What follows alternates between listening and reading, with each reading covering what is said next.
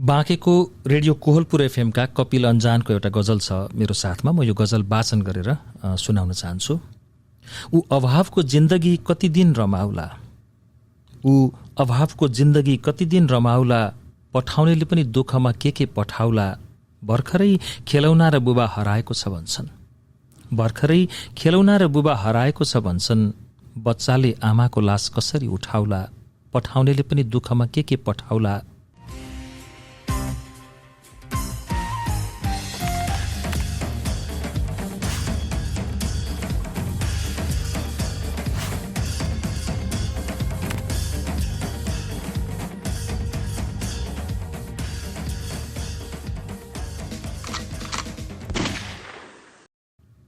बाँकेको रेडियो कोहलपुर एफएमका कपिल अन्जानको एउटा गजल छ मेरो साथमा। म यो गजल वाचन गरेर सुनाउन चाहन्छु। ऊ अभावको जिन्दगी कति दिन रमाउला, ऊ अभावको जिन्दगी कति दिन रमाउला, पठाउनेले पनि दुःखमा के पठाउला। भर्खरै खेलौना र बुबा हराएको छ भन्छन्, भर्खरै खेलौना र बुबा हराएको छ भन्छन्। बच्चाले आमाको लास कसरी उठाउला, पठाउनेले पनि दुःखमा के पठाउला। बहिरोलाई न्यायाधीश बनाइदिएका छौ, बहिरोलाई न्यायाधीश बनाइदिएका छौ। के सुनेर अब उसले के फैसला सुनाउला, पठाउनेले पनि दुःखमा के पठाउला। युद्ध मैदानमा छोराको तस्बिर भेटिएको छ, युद्ध मैदानमा छोराको तस्बिर भेटिएको छ। अन्धी आमालाई त्यसले कसरी रुवाउला, ऊ अभावको जिन्दगी कति दिन रमाउला, पठाउनेले पनि दुःखमा के पठाउला। धन्यवाद। वाह, कति मिठो, साह्रै मिठो। यो कसको लेख भन्नुभयो सर? कपिल अन्जानको लक्ष्मीजी। यो चाहिँ उहाँ राम्रो गजलकार, धेरै समय पनि भयो लेख्न थाल्नुभएको। एउटा गजल मैले उहाँको भेटेको थिएँ अनि अहिले तपाईँको कार्यक्रमको सुरुवातमा एउटा प्रस्तुति त्यहीँबाट गर्ने भन्ने कुरा भएपछि एकदम तपाईँको। तर यहाँ केही शब्दहरूमा चाहिँ मेरो आफ्नै पनि नोट अफ डिसेन्ट छ। जस्तो यो केही शब्दहरू जुन चाहिँ हामीले दृष्टिविहीन भन्ने गरिन्थ्यो, यहाँ अब शब्द मिलाउनलाई मैले फेरि त्यो लामो गर्न सकिनँ। मैले पढिसकेपछि मात्रै नोटिस गरेँ। यसलाई त्यसै गरी नै बुझिदिनु होला भनेर म सबैलाई अनुरोध गर्दछु। तपाईँ त्यो मिलाउने पनि गर्नुहुन्छ नि सर प्राय? अब तर त्यो यो लामो खालको भएको हुनाले मिलाउनलाई अलिकति अप्ठ्यारो भएर अहिले फेरि प्रम्प्ट भयो। मैले याद गरेको थिएन, भर्खरै पढ्दै जाँदाखेरि याद गरेँ। मैले पढेको थिएन, राम्रो माथिल्लो मतलाई हेरेर राम्रो जस्तो लागेर राखेको थिएँ। अनि तपाईँको प्रोग्राममा केही पढ्ने भन्ने बित्तिकै ठ्याक्कै कपिलजीको गजल हेरेँ खोलेर, तर मैले पढिसक्दा नोटिस गरेँ यो शब्द त फिल्टर गर्नुपर्थ्यो जस्तो लाग्यो। नोटिस हुन्छ सर पढ्दै जाँदाखेरि? तपाईँले अब पढिरहनुहुन्छ मजाले। त्यो पढ्दै जाँदा मलाई पहिला चाहिँ अब 22-23 वर्ष भयो मैले रेडियोमा काम गर्न थालेको। हजुर। पहिला चाहिँ किताब पुरै हेरेर यहाँनिर यो म्युजिक राख्छु, यहाँनिर म्युजिकलाई उठाउँछु, यहाँनिर म्युजिकलाई घटाउँछु, अनि बोल्छु, यति सास फ्याँक्छु, त्यो विभिन्न मतलब मेजरमेन्ट लिएर गर्थेँ मैले। हजुर। अब चाहिँ टाइम पनि त्यस्तो हुँदैन, अब लामो समय भएर पनि होला एक किसिमको प्र्याक्टिस भइसकेको छ। त्यही भएर पढ्दै नै फिल हुन्छ यहाँनिर यस्तो भयो भन्ने चाहिँ थाहा हुन्छ आफूलाई। त्यसो भन्छन् नि प्र्याक्टिस, यति धेरै प्र्याक्टिस गर्नु कि त्यो यो अटो नहुन्जेलसम्म प्र्याक्टिस के अरे गर्नु भन्छन् नि। अटो कहिले पनि हुँदैन मान्छेको, त्यो प्र्याक्टिस गर्ने समय त कहिल्यै सकिँदैन। तर अब हामी कस्तो छौँ भने वान म्यानले सबैतिर भ्याउनु पर्ने हुन्छ होइन। त्यो भएपछि अब बिस्तार काम चलाउ भइहाल्छ भन्ने खालको चाहिँ आउँछ। वास्तवमै गुणात्मक दिने हो भने चाहिँ वास्तवमा प्र्याक्टिस सधैँ नै गरिरहनु राम्रो हुन्छ।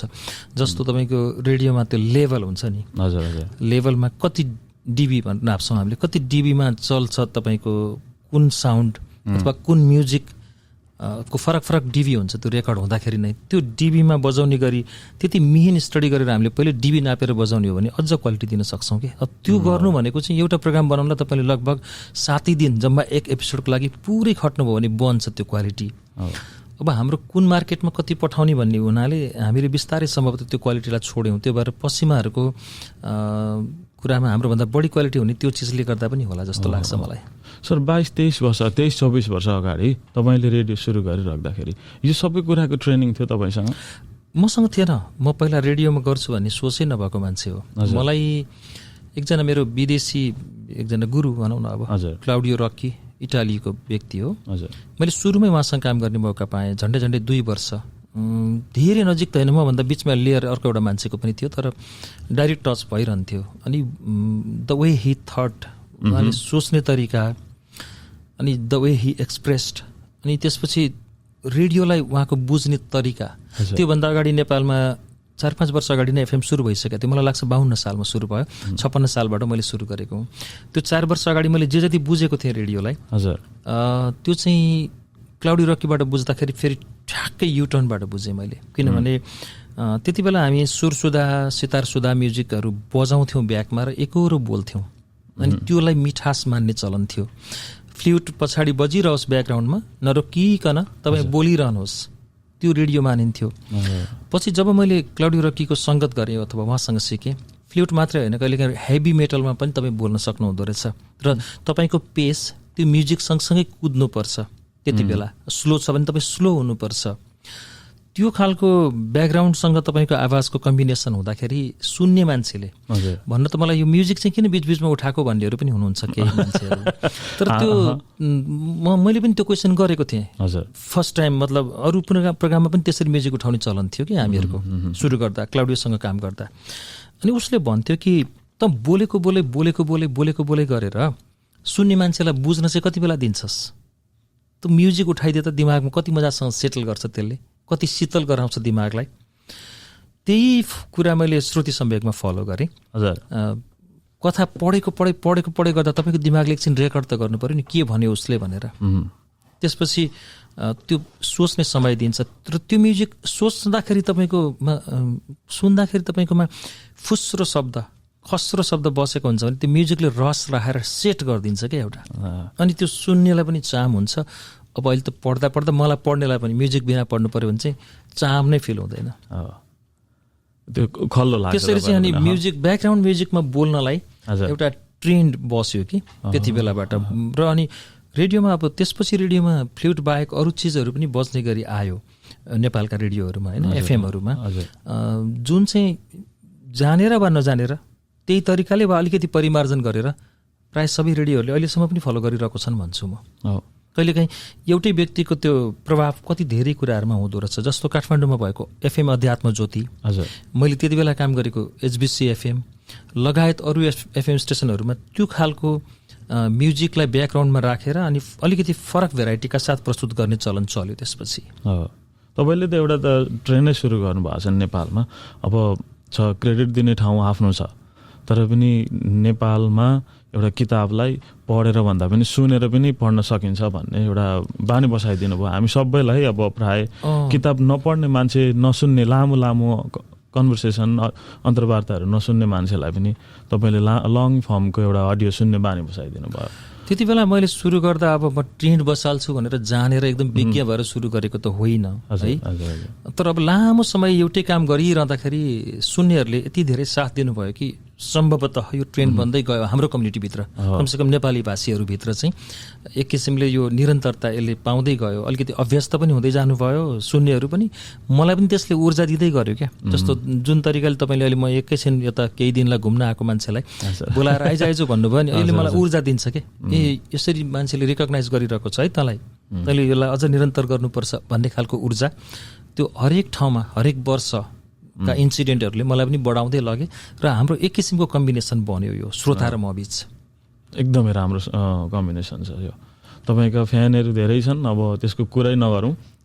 तपाईँ एउटा यस्तो व्यक्ति हो, आवाजले मात्रै लाखौँ फ्यानहरू छन्, तपाईँलाई नदेखिकन लाखौँ फ्यानहरू भइसकेका छन् अलरेडी, देख्नुभन्दा अगाडि नै छन्। मतलब त्यसलाई कसरी बुझौँ भने मैले चाहिँ कसरी हेर्छु भने तपाईँको घरभित्र तपाईँले जे नै गरे पनि आहा मेरो बाबुले कति राम्रो गर्यो भन्नुहुन्छ तपाईँको बुवा आमाले, तपाईँको दिदी बहिनीले, दाजुभाइले, वाइफले अथवा केटाकेटीले मेरो बाबाले कति राम्रो गर्यो, परिवारभित्र जसले पनि तारिफ गर्छ नि, गर्छ।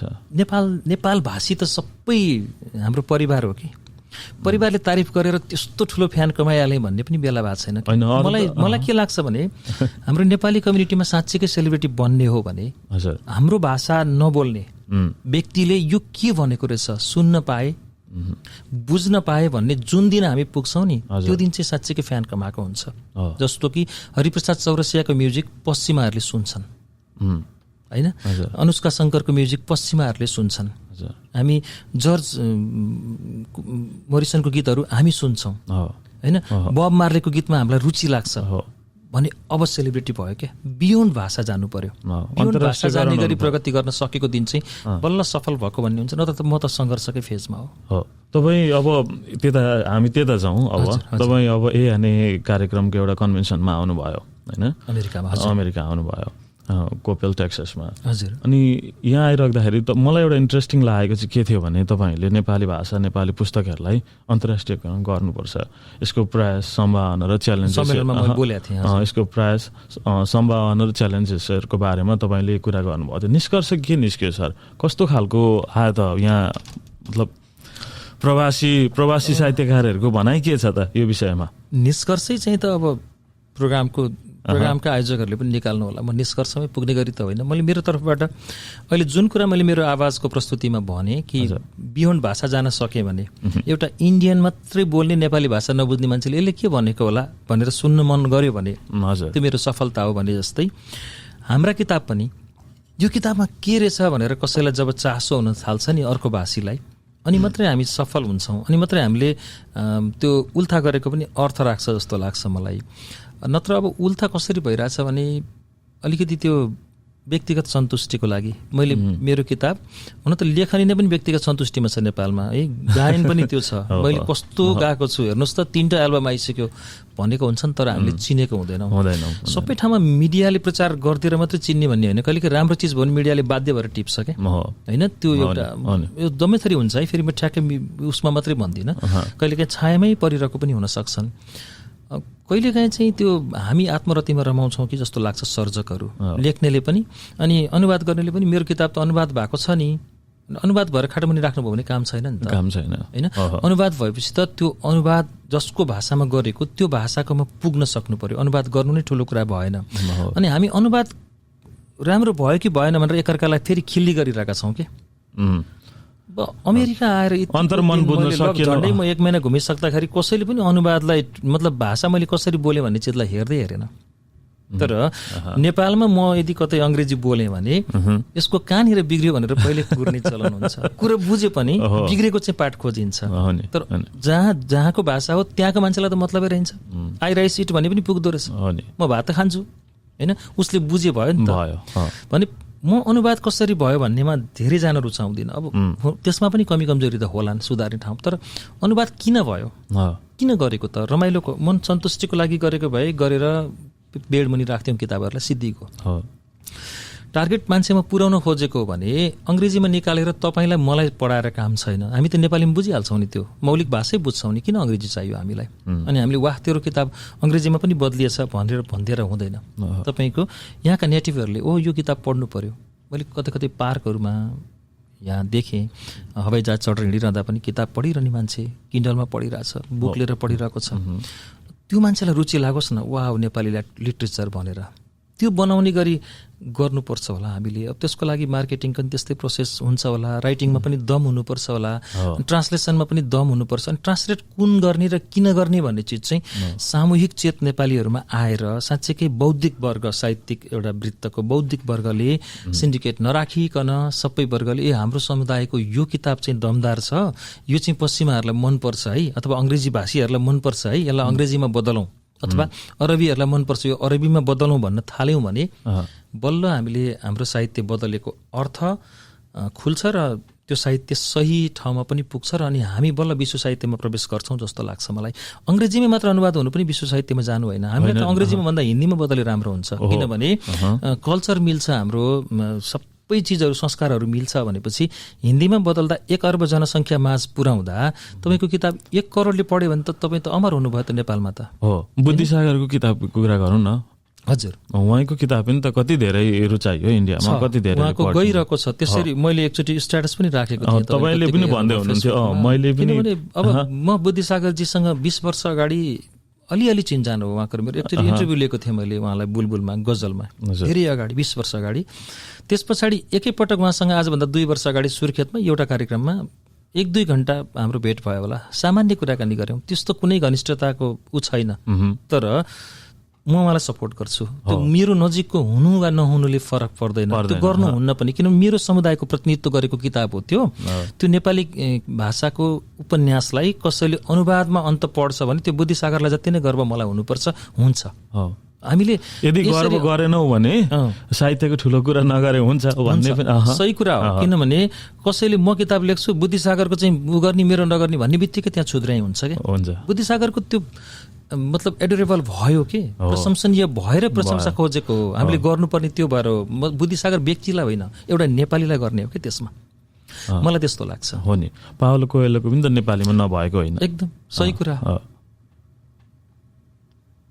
अन्तर्मन चाहिँ बुझिन्छ होला सर हामीले, उनीहरूको राइटरको अन्तर्मन बुझेर हामी ट्रान्सलेसन हुन्छ होला। अब यता गयो फेरि अर्कैतिरको पाटो त्यो यस्तो हुन्छ, मतलब अब ट्रान्सलेसनको फेरि वर्ड टु वर्ड गर्ने, वर्ड टु वर्ड ट्रान्सलेसन गर्ने हो कि त्यसको अन्तर्मन अन्तर्मन गर्दा पनि यस्तो हामी जनरल अङ्ग्रेजी त सबैले बुझ्छौँ, कमसेकम राइटर भइसकेको मान्छेहरूले।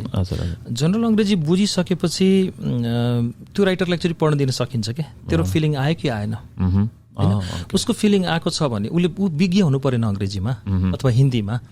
उसको अनुवाद भइसकेको कुरा उसको फिलिङ आयो कि आएन, अनुवादक र लेखकले बसेर हेर्दा मेरो फिलिङ आएन भन्यो भने अनुवादकले फेरि ट्राई गर्नु पर्यो।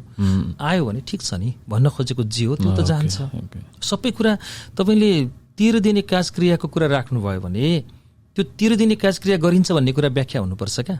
नत्र it was the 11th day of the demise of his father भन्नुभयो भने त्यो गोराहरूलाई त के हुन्छ, 11औं दिनमा त ऊ आफ्नो अफिस जोइन गरिरहेको हुन्छ। तपाईँको त कसैले छुन पनि नभएर घरमा बसेको हुनुहुन्छ। ट्रान्सलेसन गर्दा ती चिजलाई चाहिँ बहुत ध्यान दिनुपर्छ जस्तो लाग्छ मलाई। अब यो विदेशीको कुरा, अब विदेशीको लेख्ने शैली र हाम्रो लेख्ने शैली त एकदम आकाश पातालको फरक छ होइन। उनीहरूले यहाँको मान्छेले सोच्ने र हामीले सोच्ने एकदमै फरक छ। हामी धेरै मायालु पाराले सोच्छौँ होला, हामी धेरै एकअर्काको सोच्छौँ होला, अनि धेरै मनको कुरो सोच्छौँ होला जस्तो लाग्छ। हामी चाहिँ यताको चाहिँ अब जे लाग्छ त्यही ठक्क एक्सप्रेसिभ हुन्छन् नि त विदेशीहरू अलिकति। अब विदेशको कुरा गर्दै गर्दा सर, अब मलाई अर्को पनि के लाग्दै थियो तपाईँको स्ट्याटस हेर्दै थियो भने, अब अमेरिका बस्दै गर्दाखेरि यहाँको म्यानेजमेन्ट र यहाँको के भन्छ डेभलपमेन्ट देखेर अचम्म परेँ, छक्क परेँ भन्ने कुरा गर्दै हुनुहुन्थ्यो। अनि त्यो तपाईँ के देख्नुभयो? त्यति साह्रो अब देख्न त अब धेरै थोक नै छन् होइन, तर यो यति साह्रो यत्रो हुनको लागि नेपाल त झन् सानो छ, यत्रो हुने सानो देश छ, किन हुन सकेनन्?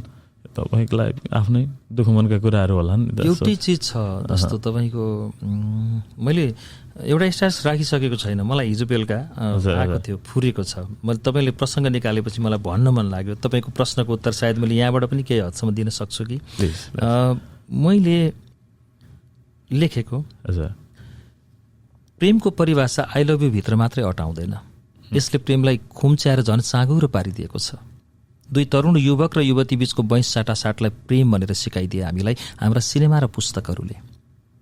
हामी त्यही ट्र्यापभित्र अड्किरह्यौँ। अमेरिकाका विभिन्न सहरहरू घुमिरहँदा लोखर्के, चरा, हरिण, टर्की, डल्फिन जस्ता जीवहरू रत्तिएर व्यक्ति वा उसको गाडी नजिकै आएको दृश्यले रोमाञ्चित गर्दैछ मलाई। मैले आधा यति गरेर छोडेको छु। अब यो मैले किन भने यहाँनिर भन्ने कुरा सायद तपाईँले बुझ्न खोज्नुभयो होला।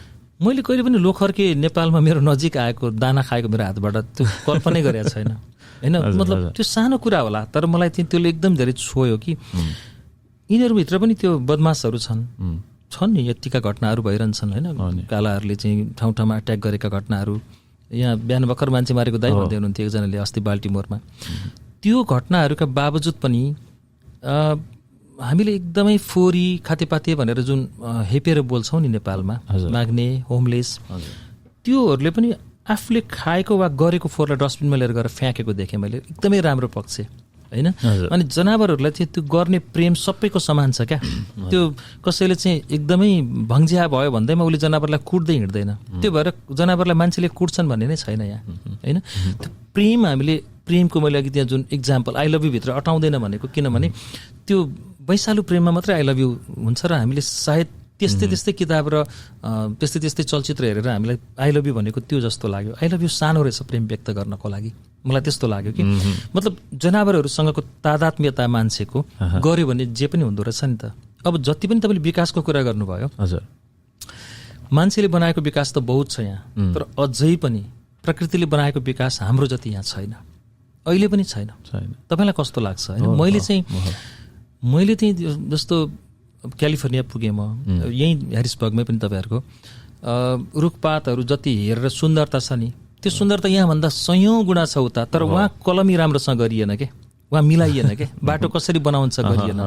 एकाध मान्छे धनी भए, बुद्धिमान पनि भए, उसको घरको नक्सा त असाध्यै राम्रो निकाले, तर त्यो घर होल त्यो टाउनभरि चाहिँ सुट हुने भएन, त्यो टाउनै बदल्न सकेको भए हुन्थ्यो कि। त्यही भएर सरकारको जुन मास्टर प्लान हुन्छ नि, त्यो लेभलमा चाहिँ हाम्रो संरचना भएन जहाँ अर्बनाइज भएको एरियाहरू छ।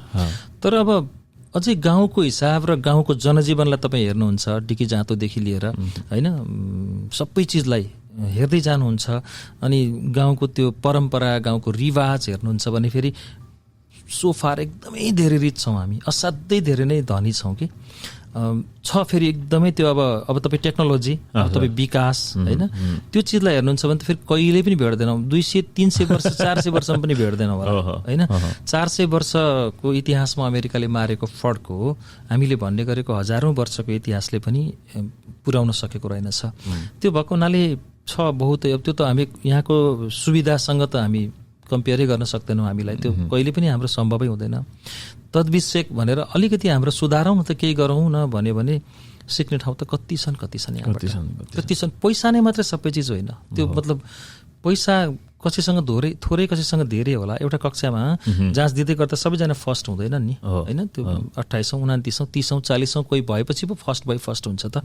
अमेरिका फर्स्ट भयो होला, तर हामी टप 10 को र्याङ्कभित्र पर्न सक्थ्यौँ जस्तो लाग्छ कि हेर्दै जाँदा। अब एउटा सानो दिमागले मैले कल्पना गरेको चिज हामीले भनिरहेर पोलिसी मेकरसम्म कहिले पुग्ने, अनि त्यो कतिजनालाई पेनिट्रेट गर्ने, त्यसपछि कहिले गर्ने, त्यो त फेरि प्रकारान्तरको कुरो भयो। इच्छा शक्ति भयो भने त सकिने हो कुरो।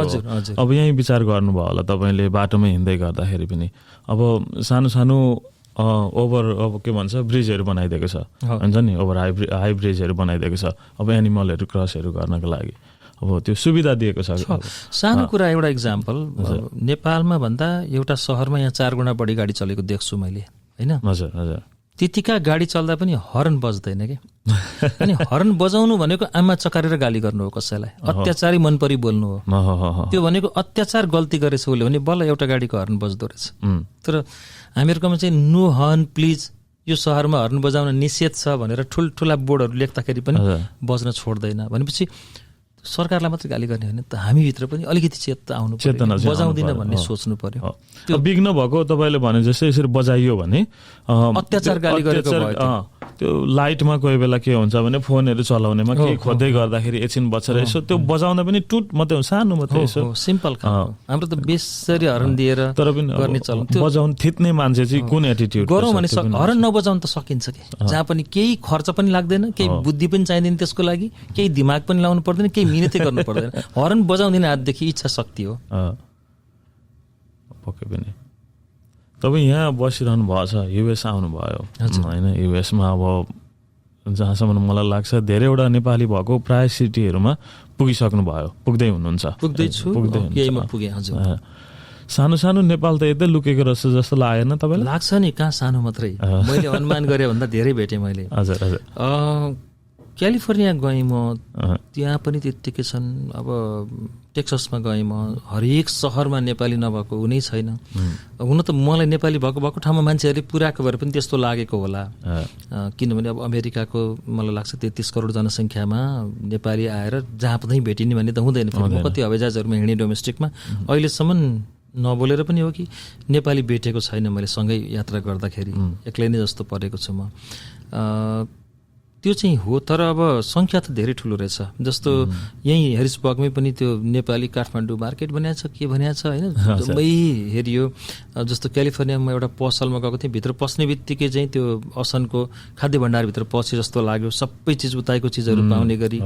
अनि नेपाल मिनी होइन, नेपाल त यहाँ म्याक्रो भएर फैलिएको छ। तपाईँको अब सबै 50वटै राज्यमा नेपालीले प्रतिनिधित्व गरेर आफ्ना चिजहरूलाई ल्याएर त्यो गुणात्मकता, यहाँ त गुणात्मकताबाट इन्ट्री हुनु पऱ्यो नि त, त्यो गुणस्तर चेकबाट, त्यो चेकबाट इन्ट्री भएर ल्याएर आफ्नो समुदायको उसमा चाहिँ नि भिजाउनु भएको छ। र आफ्नो संस्कार संस्कृति जस्तो त्यहाँ अस्ति मैले माटाको भाँडा होइन, तामाको त्यो हामीहरूको पूजा गर्ने त्यो थालीहरू, अनि पूजाका ती सामानहरू बत्तीहरू त्यो देखेपछि म त अचम्म परेँ। ओहो, इट्स लाइक असन जस्तो भयो क्या। यसले पनि नेपाललाई धेरै सहयोग भएको छ नि, एकदमै धेरै। जस्तो यहीँका नेटिभहरूले पनि लोभ गर्दा रहेछन् हामीहरूको कि मर्ने बेलामा बाउ आमालाई छोड्दैनौँ, हामी एकदम केयर गरेर बस्छौँ, त्यो सँगै बस्छौँ। अनि मर्दाखेरि एक्लै मर्नु, जाँदा त एक्लै जान्छ मान्छे, तर कति साथ दिएको हुन्छ नि त हामीले, कति सहज गराउनको लागि। त्यो त ठ्याक्कै उल्टो छ यतापट्टि, त्यो चिजको उनीहरूले लोभ गर्दा रहेछन्। अर्को जस्तो नेपाली वा इन्डियन बिहा गर्ने पनि हुँदो रहेछन्। अनि किन गर्यो त भन्दा त्यो टोलरेट क्यापेसिटी बढी हुन्छ महिलाहरूको भन्ने हिसाबले गर्दो रहेछन्। मैले 1-2टा स्टडीहरू गरेँ, त्यो गर्दाखेरि चाहिँ अनि मतलब टोलरेटै हुनुपर्छ भन्ने आधारमा फेरि नबुझौँ यसलाई। तर हामीहरूको चाहिँ झगडा पर्यो भने पनि त्यो उही हिन्दू धर्ममा एउटा छ नि, लात्ती लाग्छ विष्णु विष्णु भन्ने, बिहान उठेर हिँड्ने सँगै सुत्दाखेरि, होइन त? त्यस्तै त्यो बाबुआमासँग जसरी सम्बन्ध त्यो कहिले छुट्न सक्दैन, जसरी दाजुभाइ दिदीबहिनी छुट्न सक्दैन, त्यस्तै लोग्ने स्वास्नी पनि झगडा त होला छुट्न सक्दैन भन्ने खालको मान्यता एउटा स्थापित छ। त्यो मतलब 15 दिनसम्म रिस रहला, 16औं दिनमा श्रीमानले महसुस गर्छ श्रीमती नै हो मेरो, होइन? 1 महिनासम्म रहला, 31औं दिनमा श्रीमतीलाई फिल हुन्छ श्रीमान बाबामाले बिहा गर भनेर पठाए, मेरो खुसीले गरेँ, होस् म त छोड्दिनँ उसलाई त। त्यो प्रेम छ नि हाम्रोमा। यहाँ चाहिँ फेरि ठ्याक्कै त्यो बेग्लै। अनि त्यो कोही कोही यताका पश्चिमाहरूलाई पनि त्यो संस्कृति मन पर्दो रहेछ। हामी पनि त्यस्तै जीवन इफ थियो भने जस्तो खालको कल्पना गरेर नेपाली अथवा इन्डियनहरू बिहा गर्ने पनि छन् रे भन्ने मैले 1-2टा केसहरू थाहा पाएँ। त्यो पाटोहरू चाहिँ मतलब नेपालीपन हाम्रो जुन अब जस्तो कुनै कुनै घरमा यहाँ त प्रायः न्युक्लियर फ्यामिली बस्ने गरी बनेका घरहरू हुँदो रहेछ। कुनै घरमा 3टा 4टा गाडी बाहिर छ भने त्यो जोइन्ट फ्यामिली बसिरहेको छ, बाबुआमा छोराछोरी, छोरा बुहारी, अर्को पनि छोरा बुहारी। अनि त्यो टाइपको चिज चाहिँ फेरि एक किसिमले हेर्दा अक्वार्ड पनि देखिँदो रहेछ सोसाइटीमा, किनभने यिनीहरू न्युक्लियर मात्रै बस्छन्। बुढा अथवा बुढी एक्लै पनि बसिरहेको छ, अनि मरिसकेको 7 दिन भएको छ, कोही कोही कुकुर रोएपछि त्यो ढोका किन खोलेन भनेर बल्ल पुलिस बोलाइदिन्छ छिमेकीले, र थाहा पाउँछ कि ऊ मर्यो। कति बेवारिस मृत्यु आफ्नै घरभित्र, होइन? हामीहरूको त भित्र मर्नै हुन्न, तुलसीको मठमा ल्याउँछौँ, होइन? हाम्रो त के अरे 1 हप्ता अगाडिदेखि मान्छेहरू हस्पिटलमा पनि लाइन लागेर बसेर गर्छौँ, हस्पिटलमा पनि पर्नुहुन्न भन्ने खालको मान्यता छ। भनेपछि मैले ठ्याक्कै अब यही नै हुनुपर्छ भनेर मेरो अवधारणालाई इम्पोज गर्ने गरी भनेको होइन। त्यो कति चिजहरू राम्रा पक्ष छन् जुन चाहिँ नेपालीले जोगाउन थालेका छन्, जोगाएका छन्, र नेपालीको त्यो यो तपाईँहरूले जे जति कार्यक्रमहरू आयोजना गर्ने, भेला गर्ने, कति चाहिँ सांस्कृतिक कुराहरू सिकाउने, आफ्ना बच्चा यहाँ जन्मेका केटाकेटीलाई नेपाली बोल्न सिकाउने, नेपाली बोल्ने, घरमा अनिवार्य अङ्ग्रेजी बोल्नै नदिने, अथवा नेपालबाट खोजी त्यो बाल कथाका किताबहरू ल्याएको छ जुन बेला पढ्न दिएको छ। मनुस्मृति जसलाई चाहिँ अलिकति यो जेन्डर बेसमा भनौँ न, जेन्डर इक्विटी नभएको अथवा महिलालाई होच्याउने किताब भनेर मानिन्छ। मैले एकजना विद्वान इन्जिनियरको घरमा उहाँको बच्चा, म बेलुका गएर उहाँकोमा बसेँ, बिहान उठेर आउँदा डाइनिङमा बसेर सारिरहेको थियो नेपाली कापीमा, के सारेको भनेर हेरेको, मनुस्मृति सार्न दिनुभएको थियो उहाँले कि आफ्नो बच्चालाई उ गर्नको लागि। अनि हि अन्डरस्टुड इभन संस्कृत। अनि त्यो मलाई कस्तो राम्रो लाग्यो कि वाउ, गरेको छन् है, केही त गरेको छन् नेपालीहरूले। मतलब आफ्नो संस्कार बचाउनको लागि त्यो यहीँ जन्मेर यहीँ हुर्किँदै गरेको बच्चा भोलि 18 वर्ष भएपछि गुड बाई ड्याड मम भनेर गर्लफ्रेन्ड च्यापेर हिँड्दैन। अब त्यति भएपछि त्यो चाहिँ पक्का छ कि पारिवारिकतालाई जोगाउने गरी यहाँ पनि कहिलेकाहीँ हाम्रो संस्कृति आयात गर्न सक्छ नि त, राम्रो भयो भने उनीहरूले। हामीले आयात गर्न लायक हुने गरी बनाउँदै रहेछौँ जस्तो लाग्यो मलाई। ती कुराहरू चाहिँ एप्रिसिएट गरेँ मैले, एकदमै धेरै राम्रो लाग्यो। त्यो यो कुरो जाने पछाडि अब ठुलो हामीलाई पनि अहिले के लाग्छ भने अब कतिवटा कुरा त अब ननसेन्सै हुन्छ नि, मेक सेन्सै त्यो नगर्ने खालको कुराहरू पनि सुनिएको छ। तर अझै पनि पत्याइन्छ नि कतिवटा कुराहरू अब छ। फेरि अब नेपाली समाजले नै नेगेटिभ पाटो पनि धेरै सिकेको छ। जस्तो कि महिला 4-5 जना भेला भएर यो त अमेरिका हो नि, किन सहेर बस्ने, जान भरे बेलुका न्यू खोज भन्ने खालको पनि छ। त्यो भनेको मतलब अब मानवीय हिसाबले, मानवाधिकारका हिसाबले हामीले जे जस्ता कुरा वकालत गर्छौँ त्यो ठिक होला, तर अब कहिले श्रीमानले कहिले श्रीमतीले कम्प्रोमाइज गरेर नै घर संसार बन्ने हो नि त हामी नेपालीहरूको, अथवा हामी पूर्वेली सभ्यताका मान्छेहरूको। हामीले त्यो क्रमलाई चाहिँ जति बचाउन सक्यौँ, हाम्रो पारिवारिकता, हाम्रो हार्दिकता, हाम्रो प्युरिटी त्यो बस्छ जस्तो लाग्छ मलाई चाहिँ। यति भन्दै गर्दाखेरि पनि हामीले तपाईँहरूले सहेर बस्नुपर्छ, सबै कुरो मान्नुपर्छ, होइन त्यो भन्न खोज्छ। त्यो श्रीमानले पनि त त्यसै गरी फेरि बुझ्नुपर्छ नि। जस्तो मैले अर्को इक्जाम्पल तपाईँलाई दिन्छु। घरमा हुँदा, नेपालमा हुँदा सेक्सन अफिसर भइसकेको, पिएचडी गरिसकेको अथवा असाध्यै धेरै विद्वान र समाजको चाहिँ समाजसेवी भनेर चिनिएको मान्छेले पनि त्यति नै पढेको श्रीमती छ भने श्रीमतीले भाँडा माझ्दा 11 बजे राति भने पनि ऊ चुप्प लाएर बस्छ, अथवा बिहान ऊ एकछिन टाइम भयो भने बाहिर कसैलाई भेट्न जान्छ, तर श्रीमतीले घरधन्दा गर्छ। यहाँ त्यो छैन फेरि, किनभने पुरुषले पनि यो मैले गर्ने काम हो भनेर श्रीमतीलाई ड्युटी पठाएर सबै थरी गरेको छ। त्यो पाटो छँदैछ नि, त्यो गरेर त्यो राम्रो पाटो छ नि, त्यसलाई हामी त्यसरी लिन सक्छौँ। त्यो मतलब एक पक्ष मात्रै हुने गरी हामीले सहाएर बस्नुपर्छ भन्न खोजेको होइन, हामी जोगिन खोजेको नराम्रो भनेको पनि छैन, जोगिनु पर्ने कुरै छैन। हो अब त्यो त अघि हाम्रो साहित्यको कुरो आयो फेरि। हजुर, अब झुन्ड भएर साहित्य कार्यक्रमहरू भइरहेछन् अमेरिकामा, तपाईँले देख्नुभयो। अब यहाँनिर एउटा के छ भने मलाई चाहिँ खासै मन पर्दैन यसरी भन्न पनि, र नभनिएदेखि पनि हुन्थ्यो जस्तो पनि लाग्छ।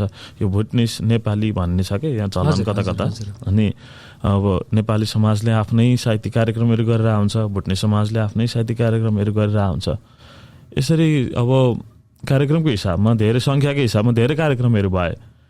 तपाईँलाई के लाग्दैछ अब नेपालमा भन्दाखेरि विदेशीका नेपालीहरूले चाहिँ धेरै साहित्यलाई मन पराउँदो रहेछन् भन्ने अनुभव गर्नु भएन तपाईँले? त्यो त घुम्दै गर्दाखेरि होइन लक्ष्मीजी, तपाईँ कुरा सही हो, तपाईँले सोध्न खोजेको मैले बुझेँ। त्यो यहाँ मात्रै छैन कि नेपालैभित्र पनि छ होइन। अब जस्तो दोलखा समाज भनिएको छ, गुल्मी समाज भनिएको छ, जापाली समाज भनिएको छ, अनि अब तपाईँले भने जस्तै भुटानी समाज, नेपाली समाज, त्यो अभियसली भइहाल्छ। त्यो गर्नु आफैमा त बेठिक लाग्दैन मलाई, तर त्यहाँनिर त्यो गर्दै जाँदाखेरिको जुन सिन्डिकेट हामीले क्रिएट गर्छौँ नि, अब मेरै समितिभित्रकोलाई मात्रै च्याप्नु पर्छ होइन। अब अमेरिकाभित्र कसैलाई एकदमै ठुलो रोग लाग्यो, पैसा उठाउनु पर्यो भनेपछि त्यो जिल्लाकै मान्छे मात्रै बढी सक्रिय हुने होइन कि सबै नेपाली सक्रिय हौँ, नभए भने सबैजना नहौँ बरु। अब त्यो चिजमा चाहिँ अलिकति हामी यस्तो स्कुलिङबाट आयौँ कि हामी काङ्ग्रेस भयौँ कि एमाले भयौँ, पछि कि माओवादीसम्म भयौँ होइन। त्योभन्दा बाहिर नेपाली एकदमै कम भयौँ। अहिले पछि फेरि राजावादी पनि हुन थाल्यो।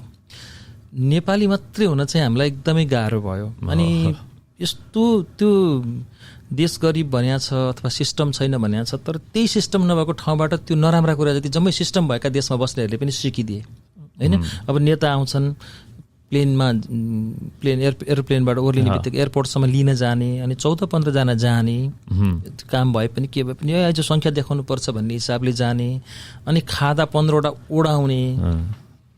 मतलब त्यो हामीले त्यो सिक्न छोडेको भए हुन्थ्यो कि यहाँ आउँदाखेरि। अमेरिका मात्रै होइन, अरू देशहरूमा पनि भन्दैछु, त्यो एक्सपेक्ट गरेर जाने हाम्रो नेताहरू पनि त्यस्तै। यहाँ नेपालको एक्स प्राइम मिनिस्टर भइसकेको मान्छे आउनु र म हिँड्नु एउटै हो। कुनै ठुलो प्राइम मिनिस्टर चाहिँ म भन्दिनँ, किनभने फर्मल हुन्छ होइन। एक्स प्राइम मिनिस्टर जसरी त्यो प्लेनमा यात्रा गर्ने हो, म पनि त्यसै गरी यात्रा गर्ने हो भनेपछि साधारण एउटा व्यक्तिलाई त्यत्रो ठुलो रिसेप्सन जरुरी छैन। त्यो उनीहरूले पनि एक्सपेक्ट गर्न छोड्नु पर्यो, आउनेहरूले पनि। यहाँ बस्नेहरूले पनि यहाँ आएर अब आफ्नो सोच नै बदलिसकेको छ उसले, करियरै बदलिसकेको छ उसले, अब नयाँ जीवन नै सुरु गरिसकेको छ। त्यो पूर्व स्मृति किन बोकिरहेको होला कि उसलाई पुग्छ त अब यहीँ। अब फेरि त्यहाँ आश लाग्यो हो कि के गर्न खोजेको हो। हामी नेपालीलाई त्यो मतलब लाग्छ नि, कसैले प्रिय भनिदियोस्, राम्रो भनिदियोस्, हामी राम्रो म भनेर हुर्केर पढेको लाग्छ, तर त्यो लाग्छ भन्दैमा नभएको राम्रो बन्नुहुन्न, जे छ त्यसरी राम्रो बन्ने हो जस्तो लाग्छ। हाम्रो मनस्थिति कस्तो पनि छ भने यसो ठुलो मान्छेको छेउमा बसेर फोटो खिच्दा, ठुलो मान्छेलाई घरमा बोलाउँदाखेरि होइन, ठुलो मान्छेसँग अब यता हिलमिल गरेको देखियो भने एउटा पिआर ठुलो हुने, राम्रो हुने खालको त्यो एउटा छ, त्यो लोभ छ क्या नेपालीमा धेरै। अनि त्यो जहाँ पुगे पनि नेपालीमा त्यो मानसिकता रहेको छ हामीहरूमा। हामी त्यहाँबाट मुक्त हुन सक्यौँ भने मलाई लाग्छ त्यो राम्रो होला। अब प्रोग्राम आफैमा आयोजना गर्नु त नराम्रो होइन, तर भुटानीका लागि मात्रै प्रवेश अथवा नेपालीका लागि मात्रै प्रवेश होइन, अथवा झापाका लागि मात्रै प्रवेश अथवा कञ्चनपुरका लागि मात्रै प्रवेश भन्ने खालको सिन्डिकेटबाट चाहिँ बाहिर आउन सके राम्रो। मैले अघि त्यो किताब अनुवादवाला विषयमा त्यो जसरी तपाईँ ओनरसिप लिनुहुन्छ नि, जब तपाईँ नेपालीपनको ओनरसिप लिन थाल्नुहुन्छ साँच्चीकै, केही मान्छे त छन् नि त्यस्तो पनि, जति पनि छन् विदेश आएकामा त अझ आधा मान्छे होलान्, त्यो आधा मात्रै देखिएका हुन् चकचक गर्नेमा, चकचक नगरिकन बस्ने आधाहरू फेरि त्यो राम्रा पनि साथै धेरै हुनुहुन्छ। त्यो पना कुनै दिन बदलेला, कुनै दिन परिवर्तन होला, किनभने अब त्यो हामी उता हुर्केको व्यक्तिहरू यहाँ आउँदासम्म त्यो दङदङ्गी रहन्छ, त्योभन्दा पछिल्लो पुस्ताले त्यो दङदङ्गी छोड्नेवाला छ। म चाहिँ अब अहिलेका बच्चाहरू 10 वर्ष 12 वर्ष 14 वर्ष यहीँ जन्मेर यहीँ हुर्केका बच्चा हेर्दै गएँ मैले, ही विल ट्रान्सफर्म, एक दिन परिवर्तन गर्छ जस्तो लाग्छ। अलिकति नेपालपनमा जति रुचि अहिले दिन सक्यो तिनले उति परिवर्तन गर्नलाई जोड गर्छन् जस्तो लाग्छ मलाई। ख्याल गरेँ केही बच्चाहरू पुरै अमेरिकन भइसकेका छन्, जस्तो कि तपाईँको घरबाट आमाको फोन आयो, छोरा फोन उठाउ न भन्यो भने इट्स योर मम भन्ने पनि छन् केही, किनभने हामीले बच्चैदेखि पुरै अङ्ग्रेजी संस्कार दिन्छु भनेर सुरु गऱ्यौँ। तर केही चाहिँ फेरि मेरो साथीहरूको त यस्तो छ, ग्रान्ड ड्याडलाई चिन्दैन, मेरो हजुरबाले त कस्तो प्रेम गरेर उहाँबाट माया गर्नुहुन्छ भन्ने बच्चा पनि छ होइन। त्यो त्यस्तो खालको बुझेको बच्चाहरू, अब तपाईँले अघि सोध्नुभयो नि कति नेपाली मिनी नेपाल जस्तो लागेन भनेर, अब अपुष्ट तथ्य मलाई ठ्याक्कै त थाहा छैन, पेन्सिल्भानियामा मात्रै 30,000 नेपाली हुनुहुन्छ अरे होइन। अब 30,000 नेपाली भएको ठाउँमा त विवाह हुन्छ, व्रतबन्ध हुन्छ, सामाजिक संस्कार हुन्छ, हाम्रो सबै चिज चल्छ। त्यो बच्चाले त त्यही देख्छ, त्यही सुनेर हुर्कन्छ। उसले अङ्ग्रेजी त स्कुलमा वा कलेजमा मात्रै बोल्छ, उसले यताको संस्कार त्यताबाट सिक्छ, घरको संस्कार त नेपाली नै सिक्छ नि त। भनेपछि यो कम्युनिटीमा त्यो पन बाँच्यो, त्यो बच्चामा नेपालीपन रह्यो र त्यो बच्चाले एक दिन बदल्छ। भनेपछि हामीले खासै कल्चर जोगाउनका लागि घरैदेखि जोगाउनु पर्छ, ठुला ठुला कार्यक्रम आयोजना गरेर त्यति खासै आवश्यक छैन। केटाकेटीलाई सिकाउनु पर्यो, कल्चर टाइम दिनु पर्यो। हाम्रो यही बेवर्तमानहरू भयो होइन, अब सबै भाषाको सबै जातिको आफ्नो सधैँ खाइरहेको चिज हो नि होइन। हामी अहिले पनि तीज भनेपछि कति दही चुरा हामीलाई खान केही गाह्रो छैन नि, असार 15मा खाएको दही चुराको फ्लेभर आउँछ, त्यही भएर असार 15 भनेर हामी खुसी मान्छौँ नि। त्यो हामीले खाँदै जाँदा त्यो बच्चाले त्यही सिक्ने त हो नि, नेपालीपनलाई त्यसरी जोगाइन्छ जस्तो लाग्छ मलाई। कोसिस चाहिँ सबैको रहन्छ। अब अलिकति आधुनिकीकरण त हुँदै गयो, चाडबाड पनि होइन, अब एक दिन चाड 2-3 दिन हुन्छ, बदलिन्छ, 10औं वर्ष लाग्दा धेरै कुरा परिवर्तन आउँछ नि, त्यो त जहाँ जुन समाजको पनि शाश्वत नियमै हो। हजुर सर, एउटा गुनासो बा नमान्न पनि सक्छन् उनीहरू, तर मलाई उनीहरूको गुनासो एउटा के छ भने नेपाली हाम्रो भुटनी साहित्यकारहरूको अथवा लेखकहरूको हामीलाई नेपाली मेन स्ट्रिममा जोडिएन, हाम्रो कुरो सुनिएन, हामीलाई एउटा के भन्छ नेपालीको अब मेन स्ट्रिम साहित्यमा जोडिदिएदेखि हुन्थ्यो भन्ने एउटा गुनासो छ। के लाग्छ तपाईँलाई? साहित्यिक पाटोबाट? हजुर, साहित्यिक पाटोबाट होइन, हाम्रो लेखनहरू पनि मदन पुरस्कारहरू पाउन सकुन् कि अब ठुल्ठुला पुरस्कारहरू पाउनु। अब पुरस्कार पाउनलाई त आखिर एक खाले लेख्न राम्रो लेख्नुपर्छ होला। यो आरक्षणको पाटोमा नजाउँ होला हामी होइन। हजुर, मलाई के लाग्छ भने कम्युनिटीभित्र लेखिसकेको कुरा अब त्यो तपाईँले त्यो पाटोबाट त्यो सम्भवतः त्यो कतै पिन्च हुँदै गएर पनि त्यस्तो फिल भएको हुनसक्छ। म चाहिँ सञ्चारकर्मी भएर कहिले त्यो फिल नगरेको पनि हुनसक्छ, अरूलाई भएको पनि हुनसक्छ, मतलब त्यहीँ हुर्केको मान्छेको आधारमा। तर मैले कहिले पनि त्यो फिल, तपाईँले प्रश्न सोध्दै गर्दा म अचम्म परिरहेको छु, हो र यस्तो पनि हुन्छ जस्तो लागिरहेको छ। अब रह्यो मदन पुरस्कार अथवा ठ्याक्कै मदन पुरस्कार मात्रै मलाई लाग्छ प्रशान्त तामाङ एकजना जो चाहिँ उता इन्डियामा फर्स्ट हुनुभयो नि, इन्डियन आइडल, उहाँलाई जसरी कलिउडले स्वागत गर्यो नि, त्यो चाहिँ नागरिकताको आधारमा गरेको होइन स्वागत होइन। अनि तेरिया फौजा मगर गएर जुन सफल हुँदाखेरि हामीले जुन ताली बजायौँ नि, त्यो पनि यहाँको भएर होइन। त्यो भएर तपाईँसँग क्वालिटी छ भने, तपाईँसँग क्षमता छ भने त्यो चाहिँ एप्रिसिएट भएको छ। अब रह्यो क्षमतालाई प्रकट गर्ने हामीले चौतारो पाएनौँ कि भन्ने कुरा। अब मिडिया धेरै भए, मेन स्ट्रिम कुन हो र साइडमा कुन हो भन्ने छुट्याउनु चाहिँ पर्यो, त्यो हरेक कम्युनिटीले पर्यो होइन। तपाईँले भने जस्तै नेपालभित्रै जन्मेर त्यहीँ हुर्केकाहरूको पनि केही समस्या छ, सिन्डिकेट भयो भन्ने छ, सिन्डिकेटै नभएको पनि होइन, छन् मिडियाहरूमा। मेन स्ट्रिम मिडिया कुन हो, कुनलाई पब्लिकले विश्वास गर्छन्, ट्रस्टवर्थी भन्छ नि, मिडियाको त एउटा सबभन्दा ठुलो चिज क्रेडिबिलिटी हो।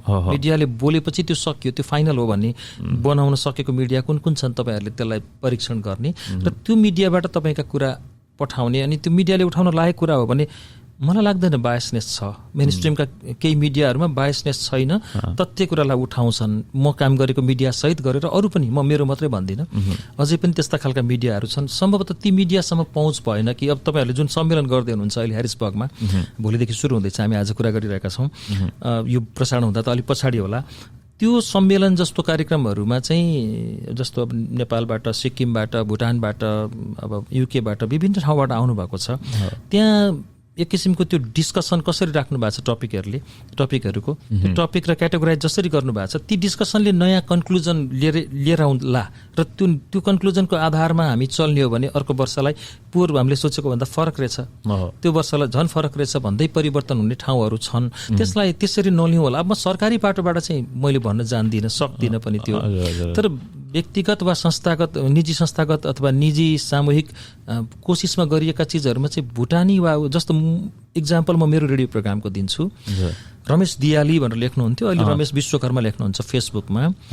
उहाँको मैले किताब पढ्दाखेरि मैले भुटानी भनेर पढेको होइन, नेपाली भनेर पढेको हो, तर उहाँ बाई भुटान हुनुहुँदो रहेछ मलाई त्यो पछि मात्रै थाहा भयो होइन। किनभने मलाई किताब राम्रो लाग्यो, उहाँले एप्रोच गर्नुभयो, भेट्यौँ, हामी बस्यौँ, यो मेरो पढ्दिन मिल्छ भन्नु म हेर्छु नि भने मैले हेरेँ, राम्रो लाग्यो, मैले पढेँ, त्यो पपुलर पनि भयो, खुब धेरै पपुलर भयो। त्यति बेरसम्म तपाईँलाई के अरे उहाँ भुटनिस रिफ्युजी हो भन्ने कुरो थाहा थिएन मलाई। जब मैले सुरु गर्दासम्म थाहा थिएन, मैले पछाडि थाहा पाएँ। उहाँले पनि भन्नुभयो मैले तपाईँ भुटानी कि नेपाली, मलाई त्यो चासो परेको, नेपाली भाषामा किताब लेख्नु भएको छ त सकियो होइन, जोङ्खामा थिएन त्यो भइसकेपछि मलाई लाग्दैन हामीहरू मतलब म मात्रै होइन अरू सञ्चारकर्मीहरूमा पनि त्यो बायसनेस छ जस्तो लाग्दैन। त्यो यस्तो होला तपाईँहरूले भेट्नु भएको र सञ्चारकर्मी सही जोडिन पाएन कि मिडिया सही जोडिन नपाएको हो कि त्यसलाई त्यसरी पनि हेरौँ होला। मतलब म त एकदम उज्यालोको तर्फबाट म जिम्मा लिएर भन्न सक्छु कि हामीले त्यसमा छुट्याएर सोच्दैनौँ। हामीले चाहिँ उज्यालोको कमसेकम उज्यालोको तर्फमा व्यवस्थापन पनि भएको हुनाले हामी चाहिँ त्यसमा चाहिँ मुक्तै छौँ र म उज्यालो मात्रै होइन अरू केही मिडियामा पनि छन् भनेर म भन्न सक्छु यो विषयमा।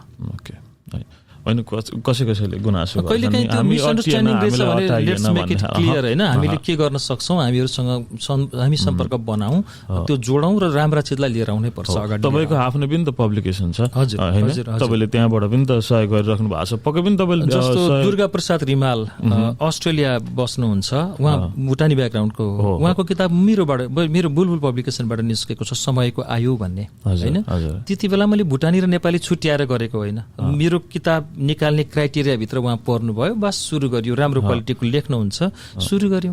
यदि अब यो पडकास्ट सुनेर कसैले तपाईँको पब्लिकेसनबाट किताबहरू छाप्ने ट्राई गर्यो भने कसरी जोडिन सक्नुहुन्छ उहाँहरू? जोडिन पनि सक्नुहुन्छ, तर एउटै समस्याले के छ भने कोभिडले हामी सबैलाई मारेको छ। मलाई यो कोभिडको 2 वर्षले गर्दा मेरो यति प्रोजेक्टहरू रोकिएको छ बुलबुल पब्लिकेसनको कि अब 5वटा 6वटा किताब अझै मैले निकाल्नु छ। उहाँहरूलाई दिएको डेडलाइन भन्दा 2 वर्ष लागिसक्यो। यो वर्ष चाहिँ कमसेकम 2079 भरि चाहिँ म तिनलाई निकालिसक्ने कोसिसमा छु। त्यही भएर नयाँ किताब मैले कसैको पनि लिएको छैन। त्यसो हुँदाहुँदै पनि असाध्यै धेरै हेभी क्वालिटीको छ भने लिन्न भनेर बसेको पनि छैन। अहिले चाहिँ मैले एकदमै कम गरेको छु। अब 80 साल लाग्दाखेरिबाट चाहिँ फेरि नयाँ प्रोजेक्टहरूका साथ आउँछु र त्यो जो आउँदा पनि क्राइटेरिया मिट हुनु पर्यो, राम्रो क्वालिटी हुनु पर्यो। अब अचेल चाहिँ म फेरि अलिकति यो गद्य के अरे कविता वा गजलका किताबहरूभन्दा बढी उपन्यास नै गरौँ कि उपन्यासको मार्केट पनि रहेछ। फेरि बिइङ अ बिजनेसम्यान त्यो पनि सोच्नु पर्यो, उपन्यासको मार्केट पनि रहेछ, उपन्यास लेख्नेहरूको सङ्ख्या पनि बढेको छ, त्यही भएर अलिकति गुणात्मक उपन्यास निकाल्ने कि भन्ने सोचमा लागेको छु। मैले बढी प्रायोरिटाइज चाहिँ जस्तो बिजनेसको ओभरअल प्रायोरिटाइज भयो, त्यसमा कसको आउँछसँग सवाल भएन, मेरो प्रायोरिटीभित्र अथवा हामीले दिएको क्राइटेरियाभित्र जो पर्नुहुन्छ निकाल्छौँ। अब यो नेपालमा नि हामी पनि यहाँ बस्छौँ, कतिवटा किताबहरू अब अनलाइनमा पाइन्छ भन्नुहुन्छ, खोज्दाखेरि भेटिँदैन, अनि उहाँबाट अर्डर गरेर यहाँ आइपुग्दैन कतिवटा। त्यो समस्या छ एउटा, त्यो चाहिँ ठुलो समस्या हो। यो समस्यालाई कसरी ब्रिज लगाउने सर? अब कसरी बनाऊ? अमेरिकामा पनि हामीले एकदम सजिलो हिसाबमा नेपाली नोभलहरू, नेपाली किताबहरू पाउने छन्, धेरैवटा खोलिएका पनि छन्, फेरि पुस्तकालयहरू छन्, नेपाली किताबहरूलाई जोगाएर राख्नुपर्छ भनेर अब म्युजियमहरू पनि बन्दैछन्। त्यसमा चाहिँ मैले के भनौँ भने लक्ष्मीजी, यो मलाई अर्को ठाउँमा पनि कति प्रश्न सोध्नु भएको थियो यही विषयमा, मलाई त्यो राम्रो पनि लाग्यो त्यो प्रश्न। मलाई लाग्छ यो कुरियर हुलाक सिस्टमबाट पनि हामीले गर्न सक्दो रहेछौँ। अब यतापट्टिको डिस्ट्रिब्युसनको लागि चाहिँ ती किताबकै काम गर्ने लाइब्रेरी अथवा कति कम्युनिटी त रहेछ नि त यसमा, यही नेपालीको मात्रै काम गरेर बाँच्ने नेपालीहरू पनि छन् अमेरिकामै, मतलब जागिर नखाएर सेवाकै रूपमा गर्ने अथवा भोलिन्टियर गरेर बस्ने जस्तो मन्दिरहरूमा विभिन्न ठाउँहरूमा रहेछ। जहाँ नेपाली कम्युनिटी बाक्लो छ, जहाँ पढ्न खोज्नेहरू बढी हुनुहुन्छ, त्यो ठाउँमा चाहिँ हामीले किताब डिस्ट्रिब्युसन पुर्याउन सक्ने गरी उताबाट कुरियर गरेर अथवा हुलाक सेवाबाट पठाएर डिस्प्याच गर्न सकिन्छ कि अब डिजिटल त अब धेरै छ, अब तपाईँ डिजिटल राखेर प्रिन्ट गरेर दिने पनि छ पद्धति, हामीलाई कसरी सस्तो पर्छ र कस्ता किताबलाई प्रायोरिटीमा राख्ने भन्ने एउटा टिम बनाउने हो भने म आफै पनि एउटा पब्लिसर भएर मेरो तर्फबाट पनि म मन्जुर छु र पब्लिसर प्लस डिस्ट्रिब्युटर पनि भएको हुनाले अरू पब्लिसरका किताब पनि हामीले पठाउन सक्छौँ, अथवा होइन हामी 4-5वटा पब्लिकेसनसँगै डिल गर्छौँ र यसरी गर्छौँ भनेर तपाईँहरू कसैले एउटा स्किमसहित आउनुभयो, उसो गरौँ नि त, तपाईँहरूलाई हामीलाई पनि घाटा नभए भइहाल्यो नि, हामीलाई नाफा लिएर के गर्नु छैन नि त, त्यहाँ बसेर नेपालमा बेचेर आउने पैसा हामीलाई आउँछ भने सक्यो, अरू त्यो बरु ट्राभलिङमा जाओस् र किताब चाहिँ यहाँ आइपुगोस्, धेरैभन्दा धेरैले पढुन् भन्ने चाहना हाम्रो पनि रहन्छ। त्यसमा सम्भवतः यहाँ म ती कुराहरू पनि उठाउँछु, अरूहरू साथीहरूसँग भेट होला यो कार्यक्रममा, धेरै नेपालीहरू आउने भइसकेपछि त्यसमा हामीले अझ छलफल गरेर के गर्न सक्छौँ। हामीलाई पनि लागिरहेको हो कि विदेशमा धेरै ठाउँमा किताब पुगोस् नेपाली भएको ठाउँमा, तपाईँहरू पनि किताब हामीलाई आइरहोस् भनिरहनु भएको छ भने चाहिँ यहाँ कहीँ न कहीँ तादात्म्यता हुनसक्छ। मैले इजरायल, न्युजिल्यान्ड पठाएँ, अरू देशहरूमा पनि भनौँ युकेतिर पठाएँ, त्यसरी जाँदाखेरि कोरियाहरूमा, जापानमा होइन, त्यसरी पठाउँदा त्यहाँ एउटा जस्तो कहीँ न कहीँ एउटा सोसाइटी छ होइन, कहीँ एउटा व्यक्तिले भोलिन्टियर गरेको छ, त्यो चाहिँ अनौपचारिक गरेका छौँ। अब औपचारिक संस्थागत गर्दै गरौँला हामी, तर अनौपचारिक सुरु गर्दै गर्दाखेरि त्यो किताब पढ्ने व्यक्तिको तिर्खा पनि मेटिँदै जान्छ, पब्लिसरले पनि आफ्नो मार्केट विस्तार गर्छ। एडिक्सन पनि हो कि सर, फेरि कसरी अब एउटा दुईवटा पढो, अब लामो ग्याप भयो भने फेरि किताब पढ्नलाई एकछिन समय लाग्छ कि त्यो किताब पक्रिनको लागि। अनि अब आफ्नो इन्ट्रेस्टको कुरा हो होइन, कति अब नेपाली नोभलहरू पढ्न मन लाग्छ, इङ्ग्लिस नोभल पढ्नलाई समस्या भएन यहाँ जति पाइन्छ, तर एभ्री अदर यसो किताबहरू पढ्नु पऱ्यो भने नि अब पाइँदैन, सजिलो पाइँदैन, त्यो चाहिँ गुनासो छ। अब त्यो एमाजोनमा पाइन्छ अलिकति केही किताबहरू, तर अब आफूले खोजेर सोचेको किताब पाइँदैन। सर अब तपाईँले धेरै लामो समय नेपाली साहित्यलाई जोगाउनुपर्छ भनेर गजल कार्यक्रम पनि गर्नुभयो बुलबुल होइन, अनि त्यस पछाडि पढ्न थाल्नुभयो, पुस्तक पढ्न थाल्नुभयो। यो पुस्तक यति धेरै पढिसक्नुभयो, तपाईँलाई आफैलाई पनि अब म आफै एउटा बनाउनु पर्यो, कुनै पनि एउटा उपन्यास लेख्नु पर्यो भन्ने आएको छैन दिमागमा? आएको छ, तर अब लेख्न खोजेकै मैले कति भइसक्यो। हजुर, प्रायः त समय मिल्दैन होइन, अब समय मिलिहाल्यो भने पनि यति धेरै उपन्यास पढिएछ कि नेपाली मैले धेरै किताब भनेर त्यस्तो भन्न खोजिनँ, नेपाली किताबहरू राम्रो क्वालिटीका धेरै पढेँ मैले, रेडियोबाटै पनि धेरै पढेँ।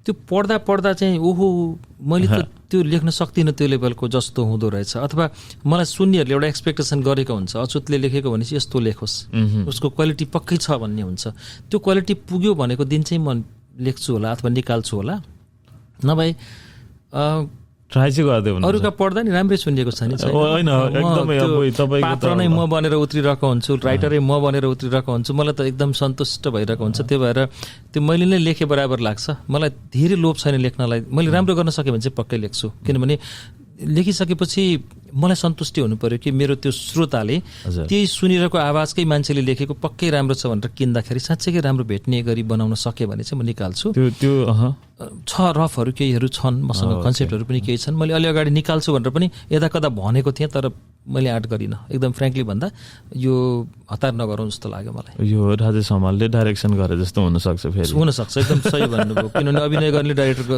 काम नगर्न सक्छ। अनि त्यो तपाईँको फेरि कस्तो हुन्छ भने हामीले किताब लेख्न थालेर 10वटा 15वटा मैले लेखिरहनु पर्दैन कि, कहिलेकाहीँ म एकदम बुढो भइसकेपछि एउटा किताब निकाल्दै पनि पुग्छ, राम्रो क्वालिटी दियो भने भइहाल्छ नि त्यस्तो लाग्छ। तपाईँले यसै पनि नेपाली साहित्यमा त यत्रो ठुलो अब यो त योगदानै हो, किनभने तपाईँले सुन्ने बानी बसाइदिनु भयो, एउटा नयाँ सिस्टम नयाँ ट्रेन्ड सुरु भएको हुनाले मैले कुनै न कुनै तर्फबाट मेरो तर्फबाट गर्ने काम गरेँ जस्तो लाग्छ मलाई। तर अब यो पढ्दै गर्दाखेरि तपाईँ पहिले किताब चाहिँ के छान्नुहुन्छ, कस्तो किताबलाई पढ्छु भन्ने एउटा केही दिमागमा हुन्छ? त्यो चाहिँ हुन्छ, त्यो चाहिँ कस्तो क्राइटेरिया हुन्छ भने कस्तो भन्ने त हुँदैन। एक त म पाठक हुँ, एउटा राम्रो पाठक हुँ, मैले मन पराउनु पर्यो पाठकको रूपमा, अनि मन पराइसकेपछि त्यो किताबको लेखकले पनि स्वीकृति दिनु पर्यो। र अनि कतिपय ठाउँमा चाहिँ म प्रकाशकको पनि लिन्छु, दुवै पक्षको, उहाँहरू दुइटाले स्वीकृति दिनु पर्यो, अनि मलाई मन पर्नु पर्यो एउटा। दोस्रो यो एउटा चाहिँ जो छायामा परेको होस् कि अगाडि आएको होस्, यो किताब यो क्राइटेरियामा पर्छ, मलाई मन पर्नु पर्यो। दोस्रो चाहिँ कहिलेकाहीँ चर्चामा आइरहेको मलाई चाहिँ मन नपरेको म त्यो पनि पढ्छु, एकदमै धेरै मान्छेले मन पराइरहेछ, मलाई रुचेकै छैन त्यो किताब, त्यो भनेपछि म मेरो बायसनेसले रोक्न चाहन्न उसको किताबलाई, म पढिदिन्छु। दोस्रो चाहिँ मलाई असाध्यै धेरै मन परेको तर पब्लिकहरूले खासै त्यो ध्यान नदिएको किताबहरू पनि एउटा दुईवटा क्याटेगोरीमा त्यो पनि पर्यो। अनि मैले त्यो यो म यसरी एक्सप्रेस गर्छु, मान्छेलाई मनपर्छ कि भनेर पढ्दाखेरि सफल भएको किताब पनि छ कुनै कुनै। त्यो भएर त्यो तिनटै क्राइटेरियालाई मैले समात्छु कि मलाई असाध्यै मन परेको, मलाई असाध्यै मन नपरेको, बजारमा असाध्यै चलेको, बजारमा पटक्कै नचलेर छायामा परेको, त्यो सबै वर्गलाई हेर्छु। एउटै चाहिँ मान्यता छापिएकै हुनुपर्छ मैले पढ्ने किताब छ, त्यो चाहिँ राखेकै छ। किनभने पाण्डुलिपिमा मैले यस्तो लेखेँ, लौ न मेरो पढिदिनुहोस् भन्नेहरूको चाहिँ मैले गर्दिनँ, पब्लिस भएको किताबबाट मात्रै गर्छु। प्रकाशकको नामहरू हुनु पर्यो। हो त्यो चाहिँ हुनुपर्छ, फेरि नत्र त त्यस्तो धेरै आउँछ कि। अनि फेरि त्यो ट्रेन बस्यो भने तपाईँलाई अब सिकारुहरूले पनि जसोकैले पनि लेखेर पठाइदिन सक्छ, अनि नपढ्दाखेरि दुःखमा नहुन सक्छ। हजुर हजुर, त्यो भएर त्यति क्राइटेरिया चाहिँ राखेको छ। अर्को एउटा जान्न मन लागेको थियो, अब सायदै यो कतिको युएसमा बसेर यो क्वेसन सोद्धा अब चित्त बुझ्छ बुझ्दैन। तपाईँले पढिराख्दाखेरि बिचमा कति अब कामुकताहरू पनि हुन्छन् होइन, लेखेकोहरू हुन्छन्, तपाईँलाई हिचकिचावट हुँदैन अलिअलि पढ्दा? हुँदैन, त्यो किन हुनु पर्यो र? त्यो शब्द त बोल्नैको लागि बनेको होला नि त, अथवा काहीँ न काहीँ बनेर बोल्नुपर्ने भएको हो नि। तपाईँले त्यसलाई कसरी प्रयोग गर्नुभएमा भर पर्छ। तपाईँले त्यो दिमागमा विषाक्तता बोकेन भने विषले केही पनि फरक पर्दैन कि। दिमागमा तपाईँले बोकेपछि चाहिँ त्यो लाग्छ होइन।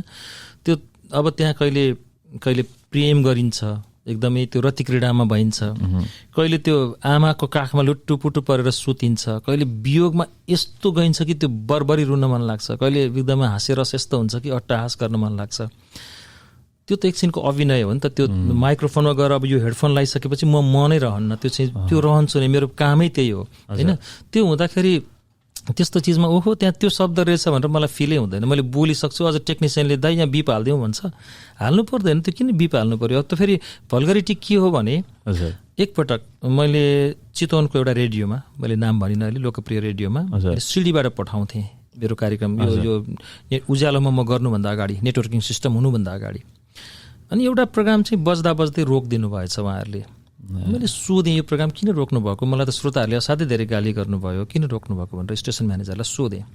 सर त्यसमा अलिकति छाडा ओडहरू आयो, त्यो भएर नि। के छाडा ओड थियो भन्नुभयो। पेटिकोट भनेको थियो त्यहाँ ठाउँ ठाउँमा भन्नुभयो।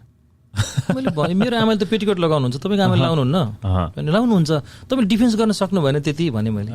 सर त्यो त हो, तर यहाँ डिफेन्स गर्न गाह्रो हुन्छ नि त, धेरैजनाले भनेपछि पेटिकोट शब्दै भल्गर रहेछ त्यस्तो लागेको थियो कि मलाई।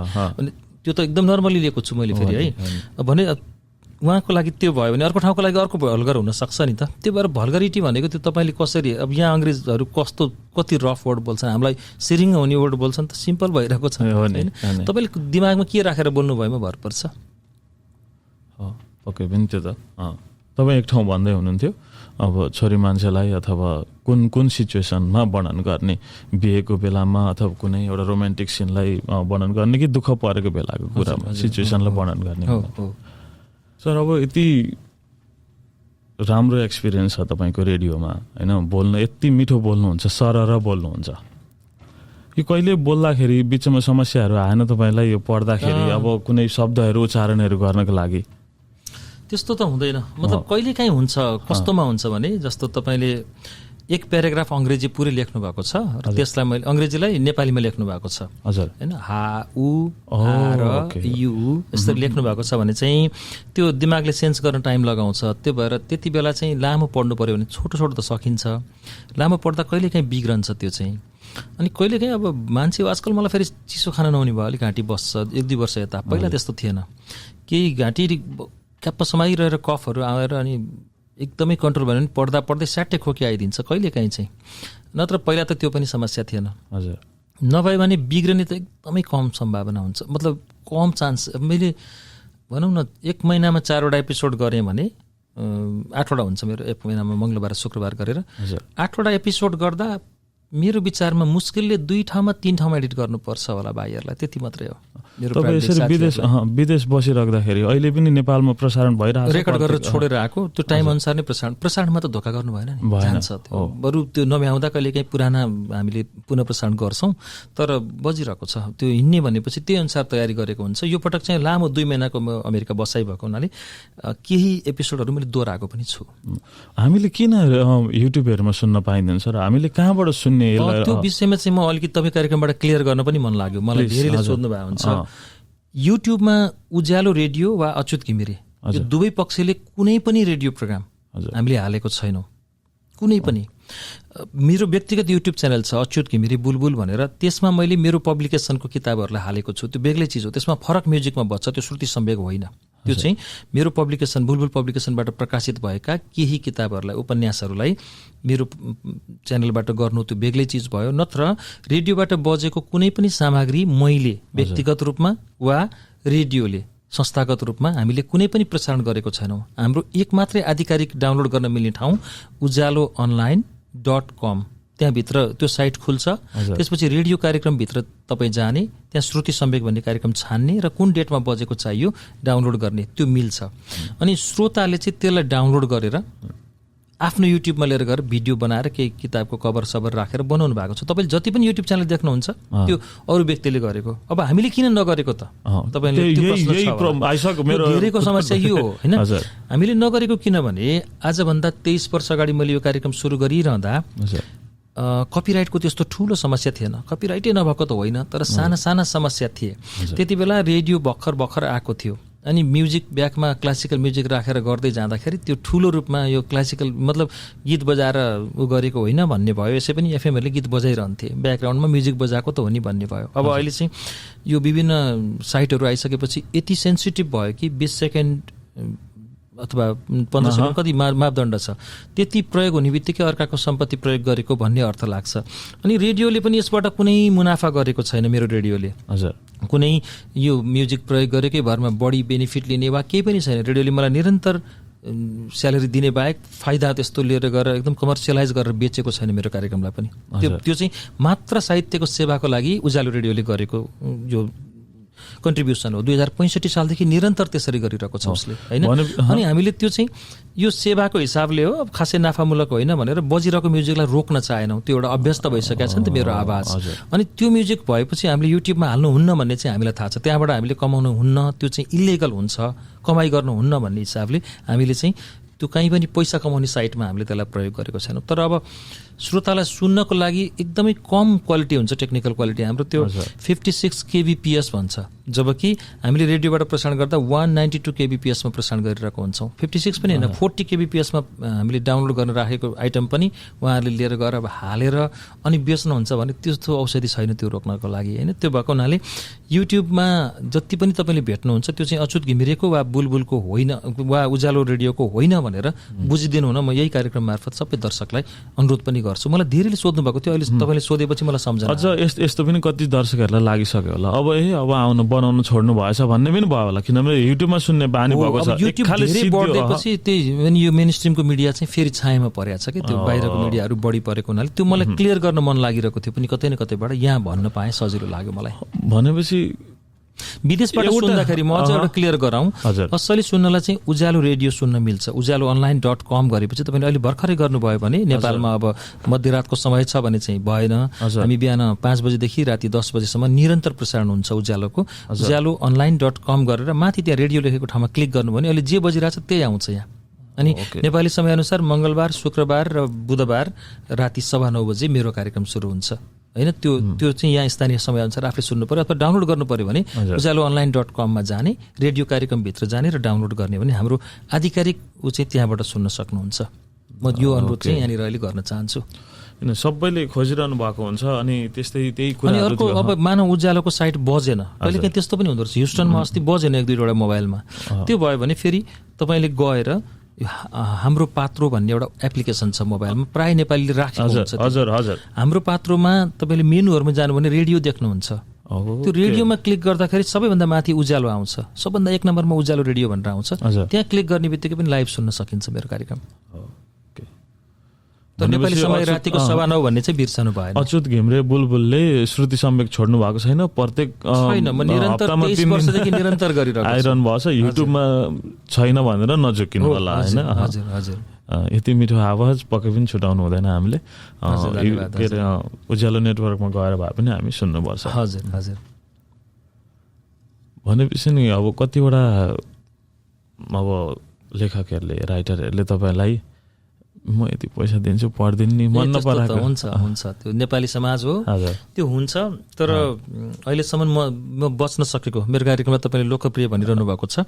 यदि साँच्चैकै लोकप्रिय हो भने लोकप्रिय हुनुको पछाडि त्यो चिजलाई छिचोल्न सक्नुपर्छ आफूले। त्यो चिजलाई तपाईँले जति छिचोल्न सक्नुभयो त्यति सफलता तपाईँ पाउँदै जानुहुन्छ। आजका दिनसम्म मेरो म्यानेजमेन्टले धरी, उज्यालोको म्यानेजमेन्टले धरी यो कथा किन गरिस्, यो उपन्यास किन गरिस् भनेर मलाई सोध्नु परेको छैन, अथवा अच्युतजी यो गरिदिनुहोस् त भनेर मेरो म्यानेजमेन्टको जसले लगानी गरेको छ रेडियोको लागि यो गरिदिनुहोस् न है भनेर अनुरोध पनि गर्नुभएको छैन। मैले जे पढे पनि उहाँहरूले कहिले खोजी पनि गर्नुभएको छैन, किनभने उहाँहरूलाई थाहा छ अच्युतले त्यो काम गर्दैन। त्यो हुन्छ नेपाली समाजमा मलाई इन्टरभ्यू दिन आउने मान्छेले धरी अमेरिका बस्ने एकजना गायक कुनै बेला बुलबुलमा कार्यक्रममा बोलेर तल आइसकेपछि दाजु कति भयो भन्नुहुन्थ्यो। के भनेको पैसा, किन भनेको त्यत्रो इन्टरभ्यू गरेँ होइन बुलबुलमा भन्नुहुन्छ। तपाईँ गायक होइन भने मैले बिस्तारै बोल्नु न भन्नुहुन्छ। किन बिस्तारै बोल्ने भने मैले क्यान्टिनमा थिएँ उहाँ, किन बिस्तारै बोल्ने मैले भनेको, अनि म त अरू ठाउँमा त पैसा दिँदै आएँ, बुलबुलमा झन् धेरै दिनुपर्छ होला भन्ने ठानिरहेको थिएँ भन्नु। तपाईँको कुरा सुन्दा त इन्टरभ्यू नै मेडिदिनु जस्तो लाग्यो मलाई भने मैले अझ मैले तपाईँलाई गायक भनेर बोलाएको हुँ, तपाईँको पैसाको लागि होइन भने। त्यसपछि उहाँ फर्कनु भयो। मतलब त्यो मैले म यस्तो छु भन्न खोजेको होइन कि मिडियालाई अछुण्ण राख्ने हो, तपाईँ साँच्चैकै मिडिया एकदम तटस्थ हुने हो, साँच्चैकै क्वालिटी दिने हो भने त्यो चिजबाट चाहिँ क्रस भएर आउनुपर्छ। पुग्दैन 2-4 लाखले केही पनि पुग्दैन मान्छेलाई, त्यो 1-2 दिनको कुरा हो होइन। त्यो त मान्छेलाई पैसै ठुलो कुरा होइन। तपाईँको त्यो मान्छेबाट म अहिले अमेरिका आउँदाखेरि त खोइ त जहाँ तै प्रेमै प्रेम पाएँ त, पैसा लिएर आउने मान्छेले त्यो प्रेम पाउँदैन। त्यसरी लिनुहुन्न हामीले, मन जित्ने हो। हजुर, मन जित्ने हो। त्यो पैसामा गर्न थाल्यो भने त्यहाँनिर कम्प्रोमाइज हुन्छ। त्यसपछि तपाईँले दिन खोज्नु भएको गुणात्मकता दिन सकिँदैन, त्यहाँनिर हार खाँदै जानु निहुरिनुपर्छ कि। त्यसपछि फेरि त्यो के अरे डोकोले छोप्दा छोप्दै एक दिन फेरि हुन्छ नि, थुन्सेल छोप्दा छोप्दा डोकोको कथा हुन्छ, खतम हुन्छ। त्यही भएर म पनि यो कार्यक्रममा वस्तो नगरौँ नै मेरो सोच छ, गरेको पनि छैन। एकदम निस्वार्थ हिसाबले सहयोग गर्ने हो सबैलाई, कार्यक्रम फ्रेङ्कली गर्ने हो त्यो चिजलाई। हामीले त्यो साना साना कुरामा लोभ गऱ्यो भने माथि जान सकिँदैन। म चाहिँ यसरी बुझ्छु। त्यो भएर यसलाई त्यति ठुलो रूपमा लिन्न, म नलिउँ पनि। अब यो फेरि मै ठिक छु, मैले यस्तो गरेको छैन भनेर भन्ने मेरो आशय होइन। तपाईँले सोध्नुभयो, यो अरूहरूले पनि मलाई सोधिरहने प्रश्न हो, मै माग्ने ढुङ्ग्रो लुकाउने किन, हामी कुरा यसको गरिरहेछौँ भने छ कि छैन भन्ने कुरा त क्लियरली भन्ने भइहाल्यो नि। छ भने पनि अब काहीँ त्यस्तो हुन्छ भनिहाल्थेँ म, छैन त्यो दबाब पनि पर्दैन कतैबाट, त्यो अहिलेसम्म परेको छैन। अब जाँदा जाँदै मलाई तपाईँको एउटा कार्यक्रममा पक्कै रचना अघि सुरुमै कार्यक्रम सुरु गर्दै भन्नुभएको थियो, मलाई एउटा गजल, अब गजल त धेरै पढेँ मैले, कुनै कुनै गजल खोइ किन एकदम धेरै छुन्छ। म एउटा दोलखा घर हुनुभएका मिर्गे 5 चिलाउने खर्क घर हुनुभएका अर्जुन दाहाल अपवादको एउटा गजल वाचन गर्छु। मैले धेरै ठाउँमा वाचन पनि गरेँ, यो रेडियोमा पनि खुब वाचन गरेँ। तपाईँ कार्यक्रममा एउटा यो वाचन गरेर नि हामी छुट्यौँ है त। म मरेको दिन तिमी हाँस्छौ कि रुन्छौ सानो, म मरेको दिन तिमी हाँस्छौ कि रुन्छौ सानो, कुचिङ पो भन्छौ कि त्यसै मुर्छा हुन्छौ सानो, सँगै हुँदा रिस गर्छौ भित्र माया छ कि कतै, सँगै हुँदा रिस गर्छौ भित्र माया छ कि कतै, खस्न खोज्ने आँसुलाई खसाल्छौ कि थुन्छौ सानो, खुचिङ पो भन्छौ कि त्यसै मुर्छा हुन्छौ सानो, सोच्दा सोच्दा मन घुम्छ के सोच्छु मनभित्र। आफू मरेको कल्पना गरिरहेछ उसले। सोच्दा सोच्दा मन घुम्छ के सोच्छु मनभित्र, देखेपछि मेरो लासलाई तर्कन्छौ कि छुन्छौ सानो, खुचिङ पो भन्छौ कि त्यसै मुर्छा हुन्छौ सानो, रुन्छन् होला परिवारका वियोगमा डाको छोडी, रुन्छन् होला परिवारका वियोगमा डाको छोडी, गाह्रो होला हाँस्नलाई कि पीर व्यथा फुन्छौ सानो, खुचिङ पो भन्छौ कि त्यसै मुर्छा हुन्छौ सानो, कुरा होलान् गुण बैगुणका अनि मेरो बारे, मरेको मान्छेको कुरा गरिन्छ नि, कुरा होलान् गुण बैगुणका अनि मेरो बारे, चुन्न परे गुण र बैगुण तिमी कुन चुन्छौ सानो, खुचिङ पो भन्छौ कि त्यसै मुर्छा हुन्छौ सानो, मर्ने जान्छन् मरिकन बाँच्नेलाई दुःख हुन्छ, मर्ने जान्छन् मरिकन बाँच्नेलाई दुःख हुन्छ, मनको माया सम्हाल्छौ कि अर्को घर बुन्छौ सानो, खुचिङ पो भन्छौ कि त्यसै मुर्छा हुन्छौ सानो, मैलो हुन्छ अरे मन मरेकालाई देखेपछि, मैलो हुन्छ अरे मन मरेकालाई देखेपछि, के गर्छौ शुद्ध हुन कि तिम्रो जिउ धुन्छौ सानो, खुचिङ पो भन्छौ कि त्यसै मुर्छा हुन्छौ सानो, सजिलो छ भन्नलाई भोग्न गाह्रो पर्छ नि त, प्रेमिकाले बिर्सिदेऊ मलाई भनेर भनिसकेपछि प्रेमीले आफू मरेको कल्पना गरेर भन्दैछन्, सजिलो छ भन्नलाई भोग्न गाह्रो पर्छ नि त, मान्छे पिच्छे फरक अर्थी कसका कुरा सुन्छौ सानो, म मरेको दिन तिमी हाँस्छौ कि रुन्छौ सानो, खुचिङ पो भन्छौ कि त्यसै मुर्छा हुन्छौ सानो। वाह, कति मिठो। धन्यवाद। धन्यवाद धन्यवाद अच्युत सर, एकदम राम्रो कन्भर्सेसन भयो। मैले जान्न खोजेको कुराहरू मैले जान्न पाएँ सर। हजुर हजुर, तपाईँले दिनुभएको यो समय हामी ऋणी भयौँ तपाईँको लागि। Thank you so much. धन्यवाद लक्ष्मीजी। मलाई पनि अब थाहा थिएन पोडकास्ट भनेर बोलाउनु भयो होइन, फोन गर्नुभएको थियो। म फेरि यहाँ नामले मात्रै एक दुईजना साथीहरू चिनेको, फेस टु फेस चिनेको थिइनँ। यही हेरिसबर्गको कार्यक्रमको लागि जिबिएलओले आयोजना गरेको कार्यक्रमको लागि भोलिदेखि सुरु हुने कार्यक्रमलाई आइपुगेको, हेजिटेट गरी ल भनेर आएको थिएँ।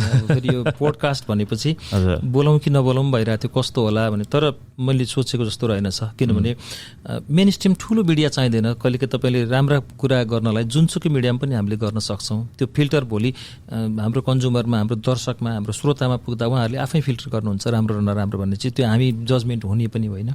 राम्रो गरी सोधिदिनु भयो, राम्रा कुराहरूलाई उठाइदिनु भयो। मलाई लागेको मेरो सानो दिमागले जति निकाल्न सक्ने कुराहरू मैले दिन सक्ने आफ्नो तर्फबाट एक्सप्रेस गरेँ जस्तो लाग्छ। केही कमी कमजोरी भयो भने म हाम्रा दर्शक श्रोतासँग हार्दिक क्षमा पनि माग्छु। धेरै धेरै धन्यवाद। मैले अब एकदमै नचिनेको व्यक्तिले यस्तो मजासँग वर्षौँदेखि चिनेको सरी खोतली निकाल्नु भयो कुराहरू, मतलब म एक्सप्रेस हुन सकेँ तपाईँसँग, कम्फर्ट फिल भयो। धन्यवाद तपाईँलाई। धन्यवाद, धेरै धेरै धन्यवाद। नमस्कार।